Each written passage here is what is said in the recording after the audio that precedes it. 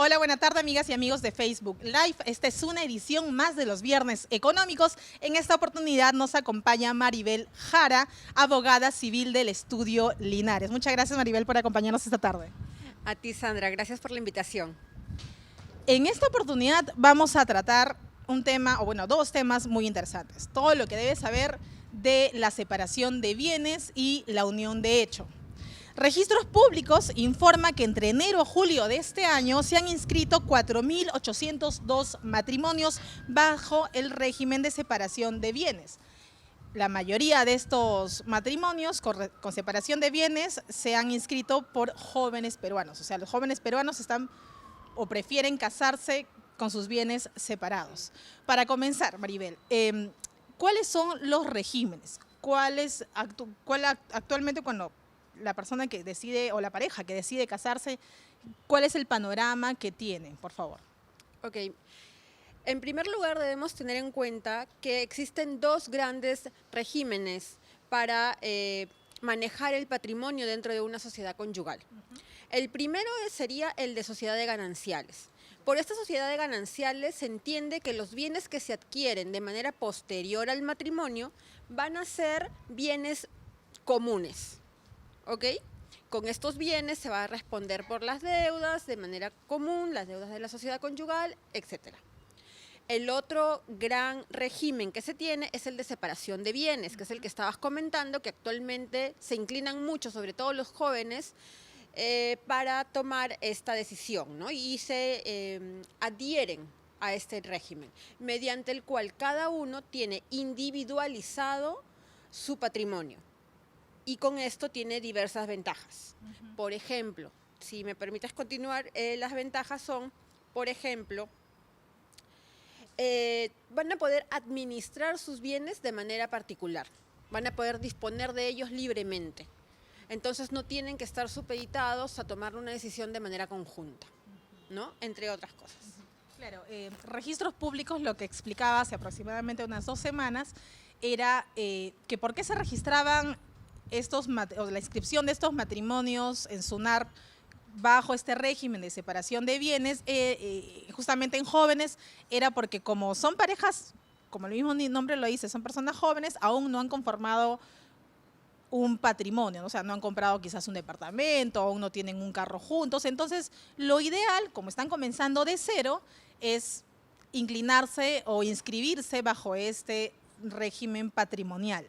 Ahora, si tú que nos estás mirando, nos estás escuchando y estás pronto a casarte, ya tienes el anillo de compromiso y te vas a casar dentro de poco, puedes optar, y eres joven, o quizás, bueno, no eres joven, eres una persona mayor, pero te interesa formar parte de este régimen.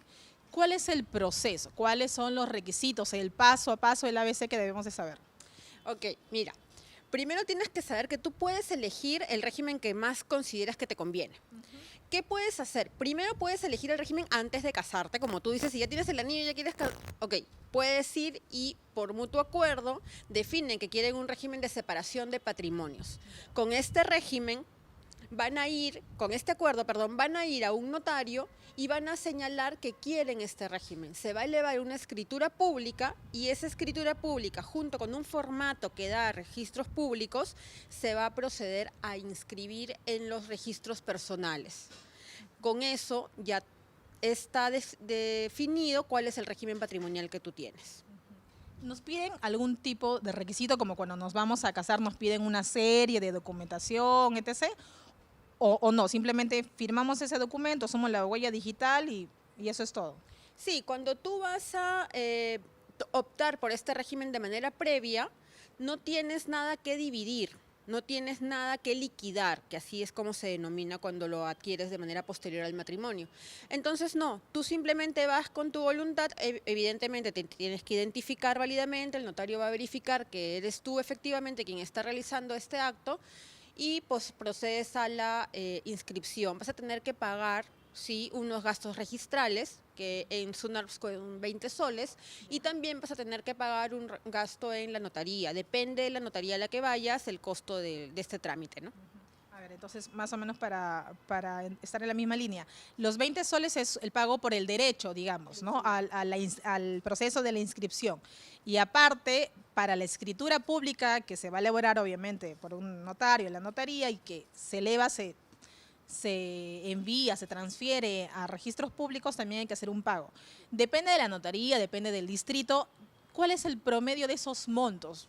Para tener una idea, ¿no? Para que vayan armando un presupuesto. Claro, los presupuestos pueden ir desde 300 soles hasta los 1000 soles aproximadamente, ¿no? Esto va a depender, repito, de la notaría a la que acudas. Hay que evaluar siempre diferentes costos en el mercado, ¿no? Si no me equivoco, siempre hay que elegir una notaría la más cercana al domicilio, no a los registros, sino es a domicilio. Exactamente. ¿Esto por qué exactamente? Siempre lo escucho, pero si nos lo puedes absolver. Claro, eso es porque las notarías tienen áreas de competencia, ¿no? Entonces ellos van a dar validez a a los actos que se realizan dentro de esta área territorial. Es por eso que se tiene que elegir a determinadas notarías. No puedes, perdóname para terminar de explicar, no puedes, por ejemplo, realizar un acto aquí en Lima y quieres elevar la escritura pública en Sullana. No, Claro, no, o sea, hacer el trámite documentario en Lima, pero me voy a casar en Sullana. Eso no, no es lo recomendable. Ya. Y el tiempo que me va a tomar. Lastimosamente a veces los peruanos cometemos el error, como en muchas cosas, de esperar al último momento. Entonces, ¿cuánto tiempo cuántas horas, días, semanas demora este trámite de inicio a fin? No demora mucho este trámite, realmente va a depender un poco de la notaría, ¿no? Pero yo creo que en una semana ya puedes tener todo listo, sin ningún inconveniente en registros públicos, ¿no? Sin ningún inconveniente. Cuando llega a registros públicos, ¿ahí termina el proceso o hay que recoger un documento para llevarlo al municipio donde uno se vaya a casar? ¿Qué sigue después? No, en registros públicos termina el proceso. En registros públicos es donde se va a inscribir justamente en tu registro personal. Ahí se va a inscribir y ya va a poder ser oponible, se denomina, es decir, que va a poder ser de conocimiento de cualquier persona que tú estás bajo el régimen de separación de bienes. Ahora, ese era el escenario de las personas que nos están mirando y están prontas a casarse. De aquellas personas que nos están escuchando, pero ya se casaron hace 5 o 20 años y que digamos, por alguna situación, como conversábamos hace rato, el amor no dura para siempre, quizás digan, como medida preventiva, digámosle así, deciden pasarse a este régimen. ¿El proceso es el mismo? ¿Qué deben hacer, por favor? Ok, sí es posible que si tú ya tienes un matrimonio constituido y quieres cambiar de régimen patrimonial, se denomina sustitución de régimen, es posible que tú accedas a esto.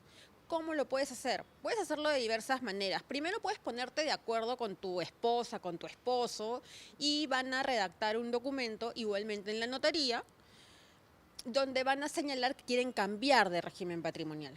¿Okay? Una vez que realizan esta decisión, toman esta decisión, se va a hacer una liquidación de los bienes que han tenido. ¿Okay? Se va a indicar, no sé, si compraron una casa, un departamento, si compraron un auto, se va a indicar esto, se va a indicar el valor de estos bienes, se va a proceder a su liquidación, como te decía, y ya se paga cualquier deuda que haya existido y se queda ya expedito el trámite para que se inscriba en registros públicos. Otra posibilidad es que tú recurras al Poder Judicial. Si tú no te pones de acuerdo con tu pareja, porque puede ocurrir, no te pones de acuerdo, puedes acudir al juez y decirle, señor juez, mi pareja, mi esposo, mi esposa, está administrando erróneamente los bienes. Entonces, yo necesito que separe, que realice una separación de bienes.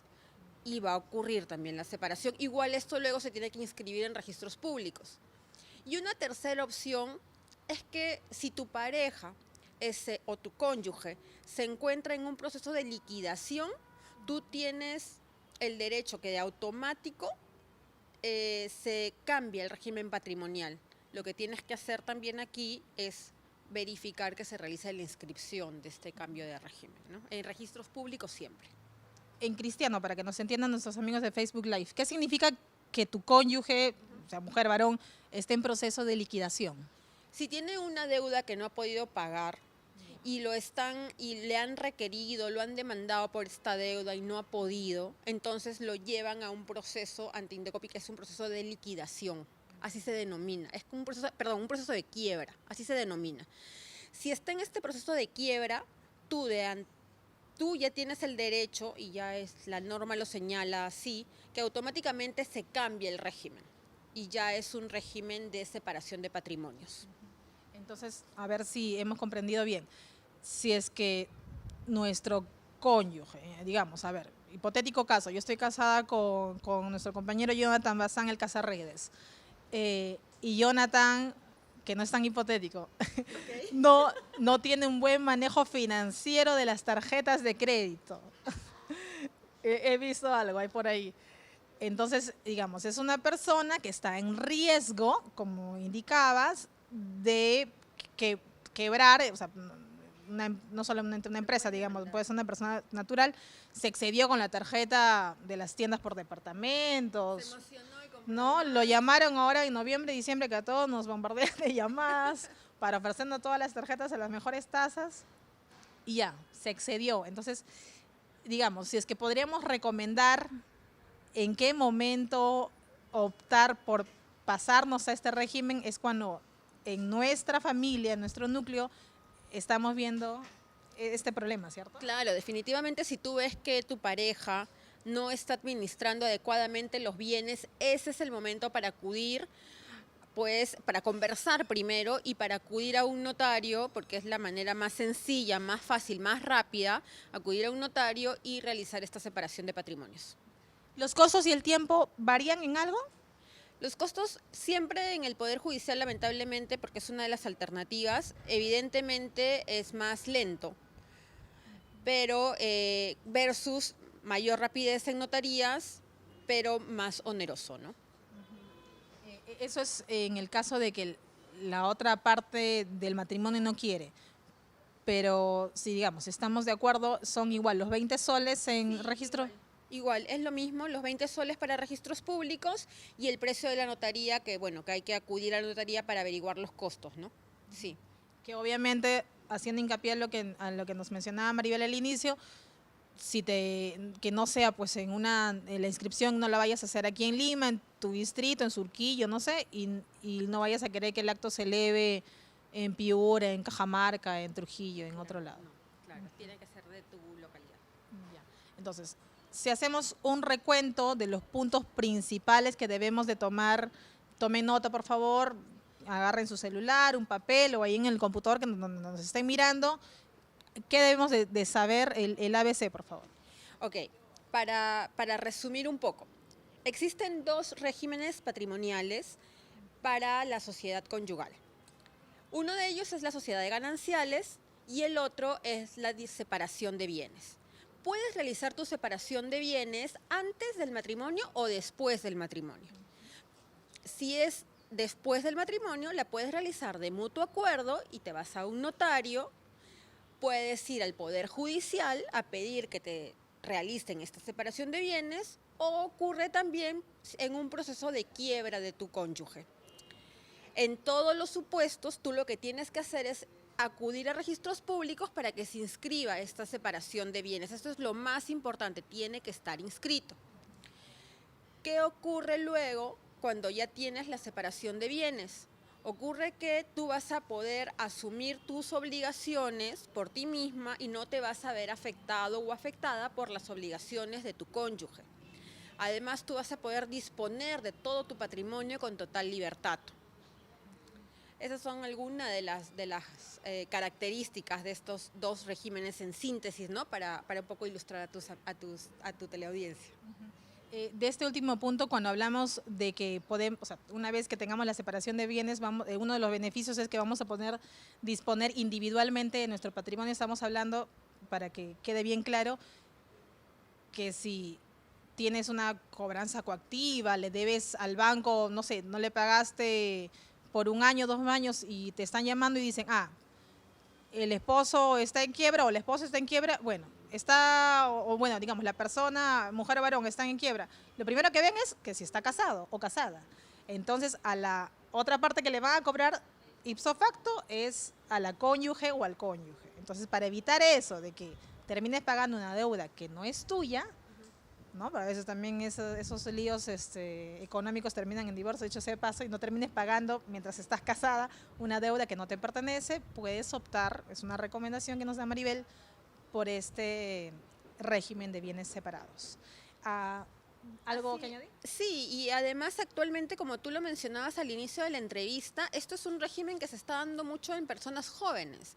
¿Por qué? Porque los jóvenes están mucho en los temas de emprendimiento, está viendo temas de negocios, entonces a veces para salvaguardar y proteger a la pareja, no es que no la quieras, no es que le tengas desconfianza, no es nada de eso, es simplemente que tú quieres proteger también a tu pareja y salvaguardarla de cualquier riesgo que tú puedas estar tomando de manera profesional, de manera particular o de manera económica, ¿no? Entonces, un poco por ahí es que se están dando estas inclinaciones del nuevo régimen que se está tomando en los patrimonios. Ahora, pasando ya a la segunda parte de la entrevista y otro tema tan importante también, la unión de hecho. Teníamos una consulta que nos habían hecho hace ya varios días atrás, Alejandra Villanueva. Creo que la mayoría de nosotras conoce a personas que no han optado por el matrimonio, empezaron a convivir, a vivir juntos, ya tienen 2, 3, 4, 5 años de convivencia y en algún momento deciden realizar la unión de hecho. ¿Qué es la unión de hecho? Para poder graficar a la gente. Hay muchas, bueno, en su gran mayoría en este país son mujeres las que buscan esto cuando a veces la otra parte no opta por el matrimonio. ¿Qué es, por favor? Perfecto. La unión de hecho es esa unión voluntaria entre un varón y una mujer para realizar una vida en común. Para ello ellos deben tener determinados requisitos. Por ejemplo, no deben estar impedidos por vínculo matrimonial externo, o sea, no deben estar casados, no deben estar conviviendo con otras personas. ¿Qué ocurre cuando tú ya estás dentro de una unión de hecho? Lo recomendable es que tú inscribas esta unión de hecho. ¿Para qué? Para que luego adquieras características similares a una sociedad conyugal. Se denomina una sociedad de bienes. Básicamente te da derechos similares a los que se te otorgan dentro de una sociedad conyugal. Cuando decimos, y era una consulta de alguien que también nos escribió, Leito Ancajima, indicaba, justo lo mencionaste, cuando estás dentro de una unión de hecho, ¿cómo sé yo que ya puedo formar parte de este régimen, llamémoslo así, de unión de hecho? O sea, ¿cuántos años existe un mínimo de haber convivido con esa persona? ¿Qué pruebas tenemos que presentar? Digamos que la otra persona no quiera concretar, porque eso es real también, y vemos muchos casos de ello. ¿Cuál es el proceso ahí? ¿Los requisitos? ¿Qué nos lleva a decir, oye, mi régimen actual es de una unión de hecho? Excelente. Sí tienes que cumplir determinados requisitos para que se inscriba tu unión de hecho. Primero tienes que tener 2 años conviviendo, ¿ok?